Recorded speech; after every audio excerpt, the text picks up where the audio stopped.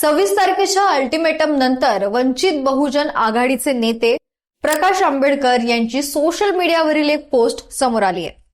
लाचारी मान्य करणार नाही असा थेट इशारा त्यांनी या पोस्टच्या माध्यमातून दिलाय।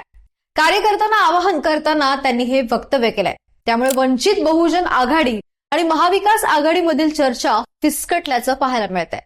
प्रकाश आंबेडकर यांनी नेमकं काय म्हटले ते आधी पाहूया।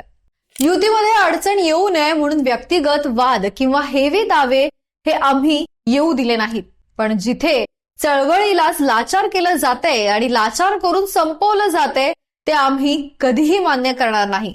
सर्व फुले शाहू आंबेडकरी मतदारांना माझं आवाहन आहे की आपण जिंकलो पाहिजे ही भावना आहे। काही गोष्टी बोलू शकत नाही, पण अनेक ठिकाणी आपण जिंकत आहोत अशी परिस्थिती आहे, असं प्रकाश आंबेडकरांनी आपल्या पोस्टमध्ये म्हटलंय। महाविकास आघाडीनं वंचितला लोकसभेच्या 4 जागांचा प्रस्ताव दिलाय, पण वंचितला ते मान्य नाही। त्यानंतर याविषयी मवियात अनेक बैठका झाल्या, पण काही तोडगा निघालेला नाही। त्यामुळे प्रकाश आंबेडकरांनी मवियाला काही वेळ दिला होता, पण जागा वाटपाचा तिढा अद्यापही सुटलेला दिसत नाही।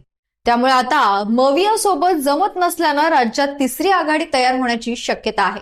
प्रकाश आंबेडकर यांची वंचित बहुजन आघाडी, प्रकाश शेंडगे यांचा ओबीसी बहुजन पक्ष, डावे पक्ष लोकसभा निवडणुकीसाठी एकत्र येऊन तिसरी आघाडी तयार करू शकतात। याचं नेतृत्व प्रकाश आंबेडकरांकडे असू शकतं। जर असं झालं तर वंचित 29 जागांवर निवडणूक लढवू शकते।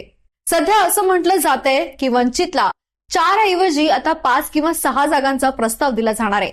त्यामुळे आता लोकसभा निवडणुकीबाबत आंबेडकर नेमका काय निर्णय घेणार याबाबत उत्सुकता वाढली आहे। त्यांनी शिवसेनेसोबत असलेली युती तोडली असून आता आघाडीमध्ये जाणार की नाही याबाबतही संभ्रम आहे। त्यामुळे पुढील 1 ते 2 दिवसातच समजेल की निर्णय काय आहे ते।